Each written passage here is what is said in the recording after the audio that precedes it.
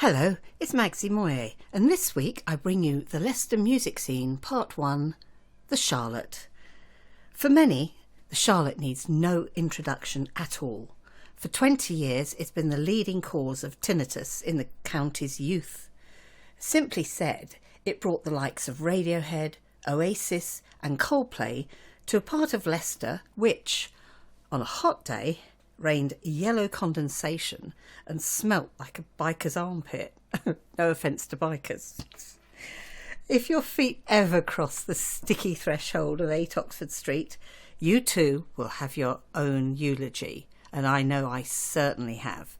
Bearing in mind that my time there was probably 96, 97 to 1999, when we were serious followers of the Charmers, one of 2 top Leicester bands, and our heady days were spent there at the Charlotte. The history behind it is staggering, absolutely staggering. It first began its music route in 1970 with a man called Stuart Parry, who left in 1985, and Gary Warren came in. At the time, before Gary Warren came in, the bands used to have to play in the open air in the back of the pub, out the back, sort of in the backyard. And then Gary Warren came in and they played inside in a back room, all free gigs. It was always free gigs. The same year that Gary Warren started, a young lad from Leeds called Andy Wright started work behind the bar and began offering a few suggestions on who should be playing, but it was Gary who booked the Stone Roses.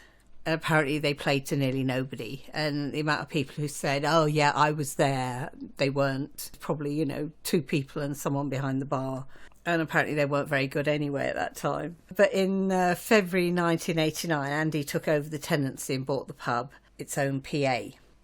And a year later, the venue found itself at the heart of a vibrant music scene in Leicester, with Manchester, then grunge and Britpop breaking through.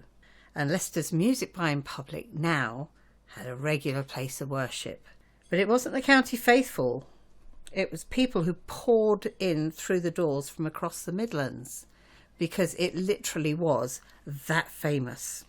And as Andy said, it was a very exciting time. Those were the days when I was open 7 days a week. There weren't enough days in the week to book bands. There was that time Offspring supported NOFX in the early 1990s. There were queues around the block, turning more people away than we could let in. So I'm going to take you on a short trip of some of the top bands who have played the Charlotte over the years, starting off, going back as far as 1992, when Radiohead first played the Charlotte in Leicester.